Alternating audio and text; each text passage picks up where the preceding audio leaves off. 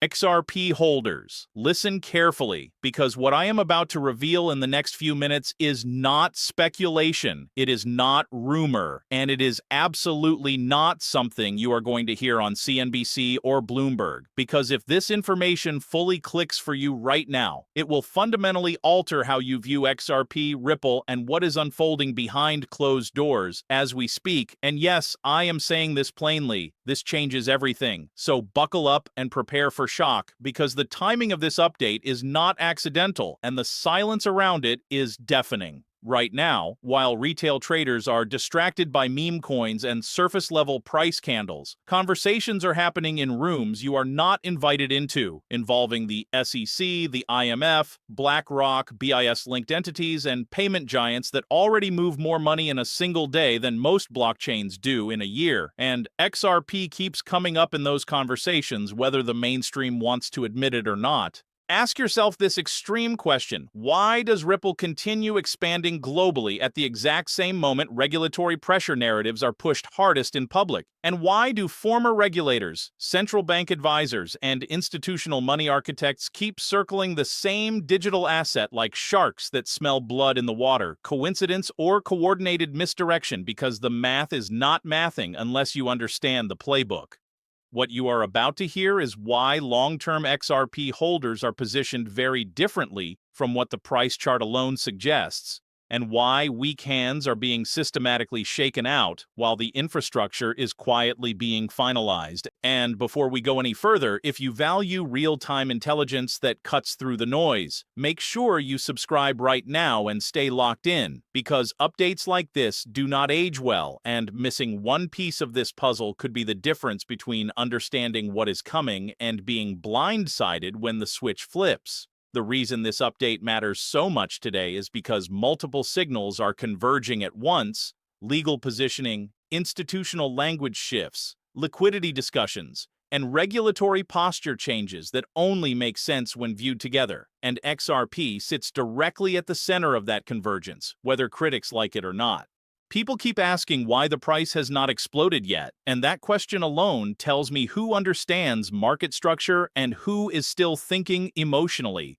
Because suppression phases always precede repricing events, especially when the asset in question threatens existing systems of control, and make no mistake, XRP threatens settlement, liquidity, and cross-border dominance in a way very few assets ever could. This is not about hype. This is about positioning before the narrative flips, and the update you are seeing right now is the opening move, not the finale. So stay focused, because in the next part we are going to break down the data points, the authority figures, and the institutional breadcrumbs that expose exactly why this moment is different and why XRP holders need to be paying very close attention right now. Respected viewers, now this is where things get uncomfortable for the critics and downright explosive for anyone who has actually been tracking the data instead of headlines. Because when you line up the facts, the timelines, and the people involved, the story around XRP stops looking accidental and starts looking engineered. Look at the revolving door between regulators and institutions for just a moment. Former SEC officials advising crypto firms, ex-central bankers consulting for blockchain liquidity solutions, IMF language quietly shifting from hostile to cautiously accommodative around tokenized settlement rails. And ask yourself why Ripple executives keep showing up in rooms tied to policy, not speculation. Brad Garlinghouse does not spend his time meeting with heads of state, central bank officials, and financial ministers for fun. And BlackRock does not build tokenization frameworks without already knowing which rails can actually handle liquidity at scale. And yes, that brings us straight back to XRP, whether anyone wants to say it out loud or not. When BlackRock openly talks about tokenized funds, settlement efficiency, and instant liquidity, while the BIS publishes papers on cross-border payment modernization and the IMF pushes for interoperable digital asset frameworks, XRP is one of the very few assets already battle-tested for exactly that use case. And that is not opinion, that is infrastructure reality. Meanwhile, the SEC narrative, which many retail traders misinterpret as purely negative, has forced regulatory clarity discussions that no other crypto asset has been subjected to at this depth, and clarity is the prerequisite for institutional capital, not chaos.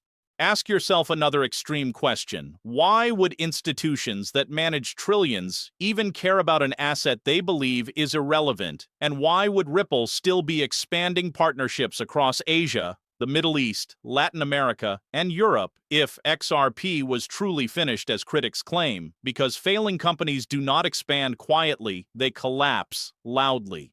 On-chain metrics, liquidity corridors, and RippleNet expansion data consistently show growth where it matters, utility pathways, not hype cycles. And that is why XRP keeps getting mentioned in central bank digital currency pilots, liquidity bridge discussions, and cross-border sandbox experiments tied to real money, not testnet fantasy. This is where the mainstream media conveniently stops digging, because following this trail forces uncomfortable conclusions about who benefits from delaying public understanding. And spoiler alert, it is not retail holders. The data is pointing to positioning, not abandonment.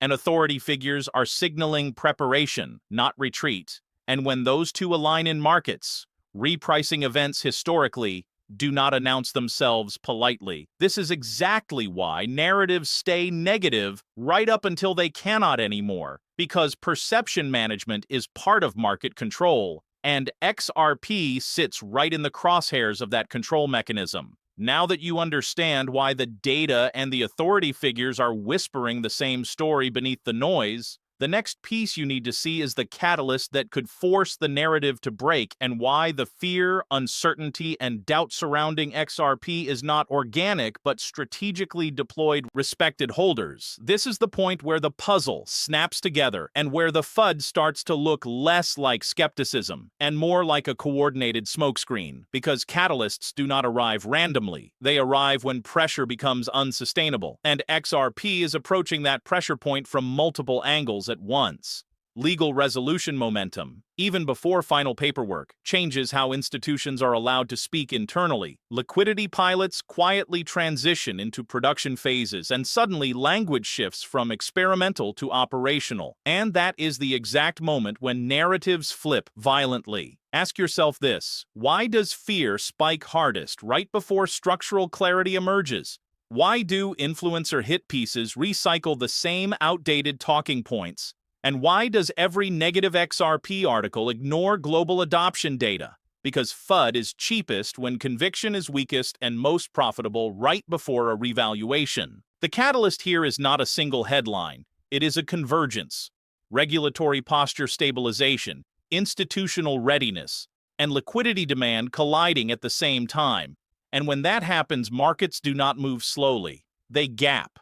This is why you keep hearing exaggerated claims about centralization, escrow myths, and suppression conspiracies framed as jokes, because ridicule is more effective than debate when the facts are inconvenient. But here is the reality no one wants to confront: global finance cannot scale on slow, expensive settlement. And the moment institutions are forced to choose between ideology and efficiency, ideology loses every single time. That is why the IMF talks about reducing friction, why the BIS pushes interoperability, why the SEC focus has shifted toward classification clarity, and why Ripple's legal battle, rather than killing XRP, has stress-tested it under the harshest regulatory microscope imaginable. This is also why panic selling is encouraged right before catalysts, because redistribution phases require emotional exits, and history is ruthless about who benefits from those exits. The FUD defense is simple but brutal. Follow the money, follow the meetings, follow the infrastructure, and ignore the noise designed to exhaust you, because exhaustion creates mistakes, and mistakes create opportunity for those already positioned. If this were truly over, the silence would be total, not obsessive, and the obsession tells you everything you need to know about how close this is getting. Now that you understand the catalyst pressure and why the fear narrative exists, the final piece is the part everyone whispers about but rarely explains clearly: the price justification and the warning that comes with it, because this is where emotions run highest and reality hits hardest. The price justification and the final warning, because if you think this is just about charts or hype, you are missing the fundamental leverage at play, and this leverage is enormous, systemic, and global. XRP's value is not speculative, it is utility-driven, adoption-driven, and backed by infrastructure that even the most powerful financial institutions cannot ignore. Imagine trillions of dollars in cross-border transactions needing instant settlement, reduced liquidity risk, and cost efficiency, and then realize that XRP is already battle-tested for exactly that, quietly moving behind the scenes while other assets chase the headlines. Ask yourself, if BlackRock, Citibank, and JP Morgan are developing tokenized settlement corridors, why wouldn't XRP be a natural cornerstone? And why would former SEC and Treasury officials, now in advisory positions, allow XRP to be overlooked by the market if it truly posed no structural value? The answer is clear: it wouldn't. Price justification is not about retail hype. It is about replacement value, systemic adoption, and network effect acceleration. And all the suppression you've witnessed is temporary turbulence before that repricing event becomes inevitable. The warning is brutal. Do not get distracted by daily volatility. Do not chase fear-driven exits. And do not assume the narrative will stay in your favor just because you have conviction. Because the moment this convergent catalyst triggers, liquidity will shift. Institutional accumulation will accelerate, and those unprepared could be caught completely off guard. XRP is positioned not just to move, but to redefine settlement norms in global finance. And when that realization hits the mainstream, the repricing will be unlike anything most retail traders have ever seen. And the same institutions who have sat quietly will capitalize on that move decisively. This is why understanding the legal clarity, the institutional positioning, the liquidity readiness, and the adoption pathways is not optional. It is survival intelligence. And failing to internalize this now could mean missing a structural shift that is already in motion. Remember, the price you see today is not the true reflection of XRP's value. It is the last line of defense against systemic repricing. Every weak hand shaken out, every negative headline recycled, and every meme-fueled panic is a feature of the setup, not a bug. And once the convergence hits, those who ignored this pattern will wish they had paid attention, because opportunity and risk are inseparable at this scale. Holders, stay vigilant, stay informed, and for anyone who has followed this carefully, this is the moment where patience, positioning, and knowledge are about to pay off in a way that headlines will never explain. Respected XRP holders, here is the conclusion you need to ingrain into your strategy and mindset. Because what you have just absorbed is not theory, it is the roadmap to understanding why XRP is positioned for a structural shift the market cannot yet price accurately. The data is clear, the authorities are signaling, the catalysts are aligning, and the price justification is grounded in global adoption, institutional demand, and regulatory clarity, all converging to create a scenario where XRP is not just a speculative play, it is a systemic necessity.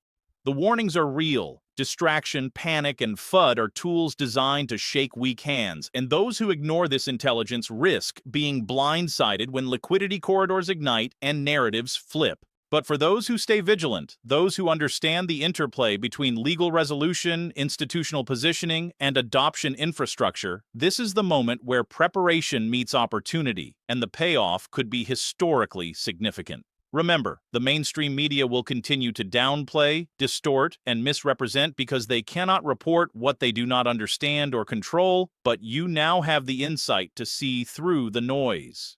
The takeaway is simple but powerful.